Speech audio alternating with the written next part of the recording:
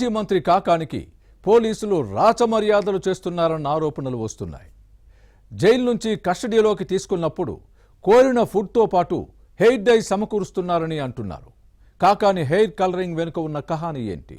Jail జీవితం ఎలా గడుపుతున్నారు? ఇప్పట్లో బయటకొచ్చే పరిస్థితి లేదా? వైసీపీ అధ్యక్షుడు జగన్ మాజీ మంత్రి కాకానిని పరామర్శించకపోవడానికి కారణమేంటి?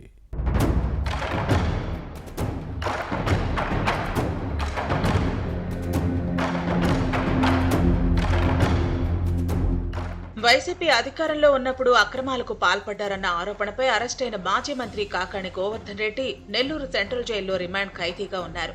రాజ్ మహల్ లాంటి భవనం, కార్లు, ఎస్కాట్ వంటి దర్జా జీవితం గడిపిన కాకాని ఇప్పుడు జైల్లో ఎలా ఉంటున్నారు, ఏం చేస్తున్నారు, ఏం తింటున్నారు అన్నది వైసీపీతో పాటు అన్ని రాజకీయ పార్టీల నేతలు, శ్రేణులు, ప్రజల మెదళ్లని తొలిచేసే ప్రశ్నలు. జైల్లో సాదాసీదా జీవితం గడుపుతున్నారు. అంతా మాన్యువల్ ప్రకారం జరుగుతోంది. అయితే రాజు తలుచుకుంటే దెబ్బలకు కొదువు కాదంటారు. అలాగే పోలీస్ అధికారులు తలపెడితే రాజకీయ ఖైదీలకు, రాచ మర్యాదలకు ఏ సమస్యలు ఉండవు. కాకాని విషయంలో ఇదే జరుగుతోందని అంటారు. కస్టడీలోకి తీసుకున్నప్పుడు కోరిన ఫుడ్తో పాటు అడిగినవి ఇస్తున్నారన్న ఆరోపణలు ఉన్నాయి. కాకానికి జైల్ బ్యారక్స్ కాకుండా అడ్మిన్ బ్లాక్ ను కేటాయించారు. ఈ మాజీ మంత్రి కోసం ఇతరులను ఖాళీ చేయించారు. మొదటి రోజు నేలపైనే పడుకున్న కోర్టు ఆదేశాలతో రెండో రోజు మంచం ఏర్పాటు చేశారు.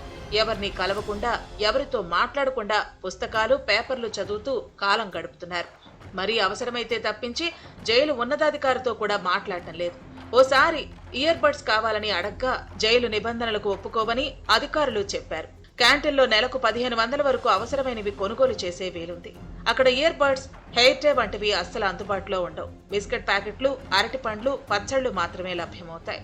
దొడ్డు బియ్యంతో భోజనం, అల్పాహారంగా ఇచ్చే పులిహోర, గోధుమ రవ్వ ఉప్మా, టమాటా బాత్, పప్పు పొంగలి వంటివి తినలేకపోతున్నారని అంటారు. 2 పూటలు చపాతీ తీసుకుంటున్నారని సమాచారం. కోరుకున్న తిండి, దర్జాగా బెడ్ వంటి జీవితాన్ని గడిపిన కాకాని జైల్లో సాదాసీదా జీవితం గడుపుతున్నారు.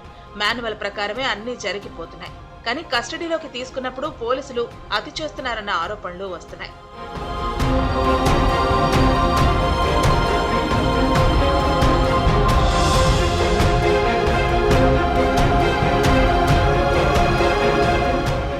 జైల్లో హెయిర్ టేకి అవకాశమే లేదు. మరి 60 ఏళ్ల వయసు పైబడ్డ కాకాని హెయిర్, మీసాలు నల్లగా ఉండేలా ఎలా మేనేజ్ చేస్తున్నారన్నది మిస్టరీగా మారింది.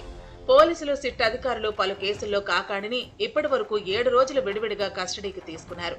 ఆ సమయంలోనే హెయిర్ డ్రై సాధ్యమవుతున్నాయనే చర్చ సాగుతోంది. అప్పుడు కాకానికి రాజమర్యాదలు చేస్తున్నారనే ఆరోపణలు ఉన్నాయి. కోరిన ఫుడ్ కూడా తెచ్చిపెడుతున్నారని అంటారు. మాజీ మంత్రి కాకాని ఇప్పట్లో జైలు నుంచి బయటకొచ్చే పరిస్థితులు కనిపించడం లేదు. బెయిల్ కోసం చేస్తున్న ప్రయత్నాలు ఫలించడం లేదు. మద్యం అక్రమ రవాణా, క్వాడ్జ్ అక్రమ తవ్వకాలు, పేలుడు పదార్థాల వినియోగం, అట్రాసిటీ కేసుల్లో నిందితుడు. అధికారంలో ఉన్నప్పుడు చేసిన ఘోర తప్పిదాలు, అరాచకాలు, అక్రమాలు, పాపాలన్నీ కేసుల రూపంలో కాకానిని వెంటాడుతూనే ఉన్నాయి.